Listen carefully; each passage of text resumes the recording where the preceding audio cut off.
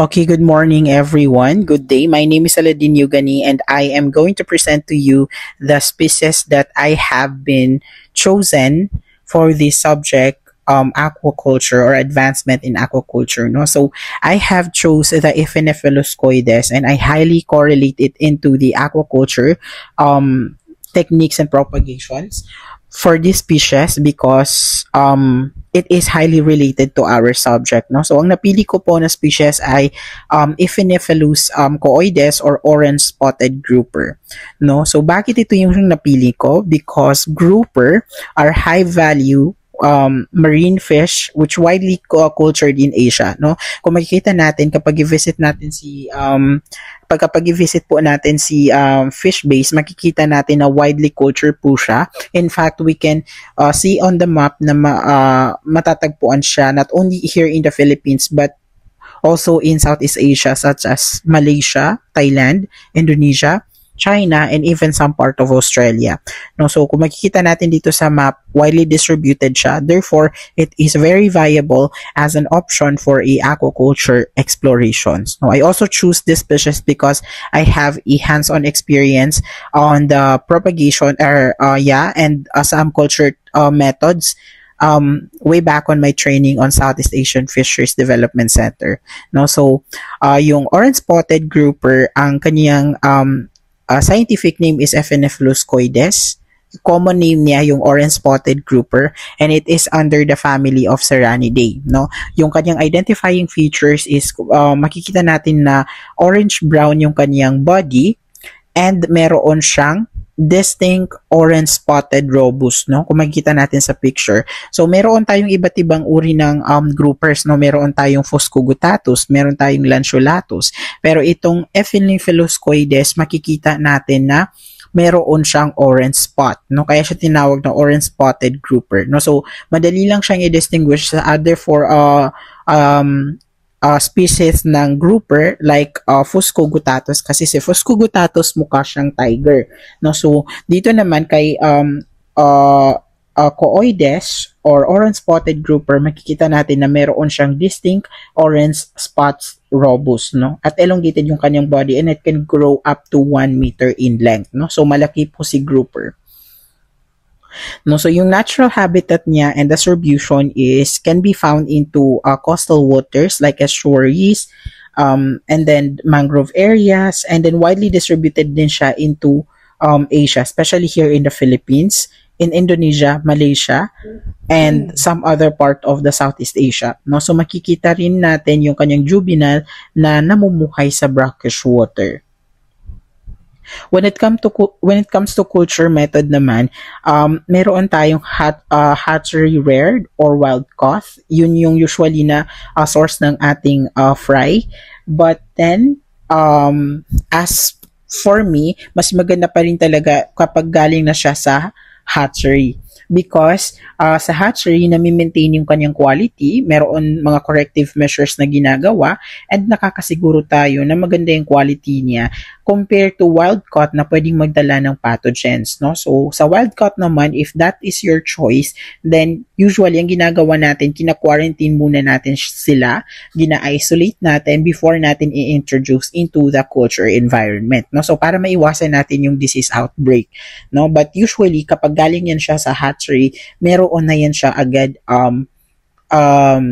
preventive measure na ginawa nung hatchery, no? So usually like for example sa safe deck, no? So yung fry nila after nila ma-deliver yung egg from the big hatchery, then nilalagyan sila ng povidone iodine, ginatreat yan siya, and then to make sure na walang disease yung ating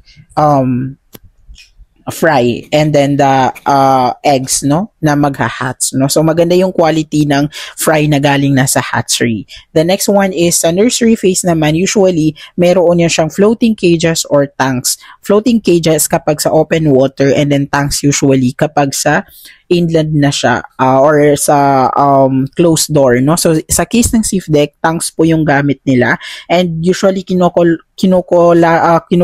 po yan siya ng yellow light colors para po ma-distinguish nung fry na ito yung edges ng tank, kaya maiiwasan nila ito compared to gray color na hindi nila ma-distinguish, kaya usually namamatay yung mga isda, nababangga nila yung edges niya, no? So when it comes to nursery tanks, mas maganda na mayroon siyang light color na pintura, no? And then for the grow out is usually sa marine cages siya. Kapag open water, meron din cases na sa ponds and then sa tanks, no? So usually yung ginagawa naman dito is, since carnivorous si orange spotted grouper, nagsa-stock din sila ng maraming tilapia, no, na fingerlings, no? And usually yun din yung kinakain ni grouper natin. Ang stocking density niya is nasa 15 to 20 meter per 20 to per square meter in cages, no? And then pagdating naman doon sa ating big hatchery, sa ating broodstock, ang pinapakain natin doon is trash fish or formulated feeds, no? So usually sa safe deck, ang pinapakain nila is trash fish, but then on the hinahaluan din nila yan ng squid, no? Gustong-gusto ni grouper yung squid, lalo na pag nilalagyan siya ng vitamin C. And then pagpapakain lang sa kanila is every other day. And so with the water management, every other day mag-change ka ng 20 to 50 percent ng water ng tank na yun. Now for reproduction and hatchery, si grouper po natin, particularly this orange spotted grouper, is her protogynous hermaphrodite. Pag sinabi nating hermaphrodite, it can change sex from female to male or from male to female.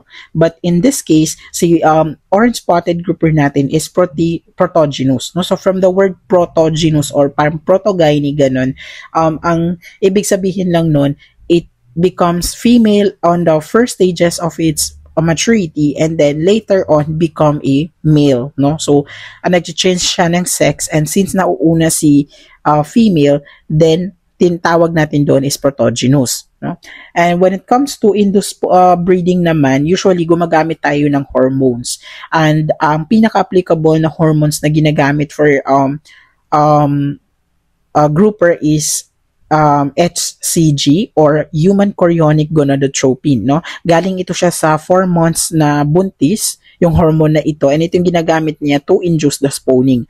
And nagtry naman yung CFDEC ng LHRH na mga hormone, but then mas effective pa rin si HCG kay grouper, no? And when it comes to larva rearing, it requires a live feeds, no? Ang live feeds na ito, it could either be rotifer or artemia, no? So magsa-stock ka ng larvae mo sa tank, and then after nun, mag-stock ka ng artemia. Yun yung magiging pagkain ni larvae. And para hindi mamatay si artemia or si rotifer, maglalagay ka na naman ng nanochlorome. Yung nanochlorome natin, yun yung kakainin ni rotifer, no? So si nanochlorome kakainin ni rotifer, and si rotifer kakainin siya ni larvae, no? So ganun lang yung feeding management sa ating hatchery for larva rearing, no?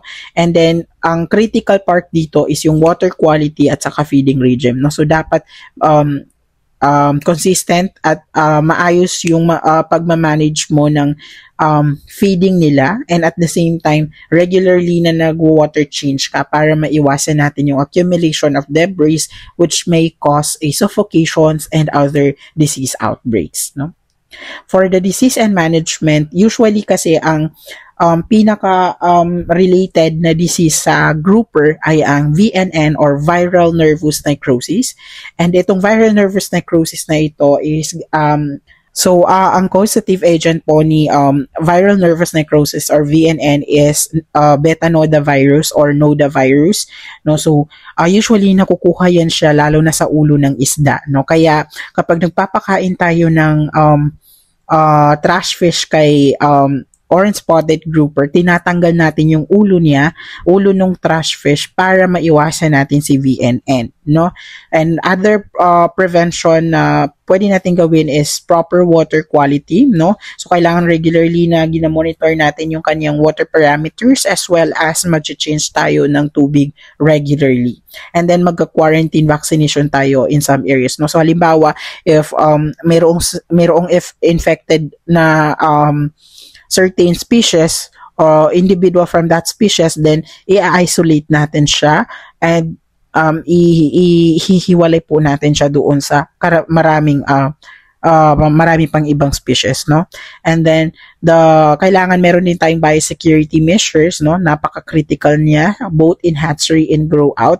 Meron tayo dapat na mga foot bath na mayroong chlorine bago tayo pumasok doon sa ating hatchery, no? And so with the grow out, no? So kailangan talaga na meron tayong mga biosecurity measures. And for the economic value naman and market, si grouper po ay mataas yung kanyang market value. Nasa 500 to 800,000, nasa 500 to 800 per kilogram yung price niya in the Philippines, no? And usually, si grouper natin is ine-export natin siya into China, Hong Kong, Taiwan, and commonly, ang pag-export natin sa kanila is live fish trade, no? So usually buhay pa sila habang tinitrade natin sila. Yun yung pinaka high demand ng ibang bansa is live, no? Buhay yung isda na iti-trade natin sa kanila, and napaka-high yung demand niya sa restaurants and hotels, lalo na sa ibang bansa, no? Kaya nasasali din si grouper natin into the top exporting commodities natin dito sa Pilipinas, no? Ang challenges and sustainability for this species naman na ito is if wild fry yung source natin, pwedeng magkaroon ng overfishing ng wild stock ng fry. And at the same time, pwedeng mag-cause din ng overfishing for the trash fish, no? Kasi yung trash fish na ginagamit, yung maliliit na isda, yung usually mga sardines. Kaya expensive din yung pagpapaano sa kay grouper. Pero worth it naman kasi mataas yung kanyang market value, no? Usually ang ginagawa natin para ma-cope up natin itong challenges na ito is pwede tayong mag-source out sa hatchery bred fry, no? So doon kasi hindi tayo magkukos ng overfishing, kaya talagang ini-induce yung spawning ng ating brood stock.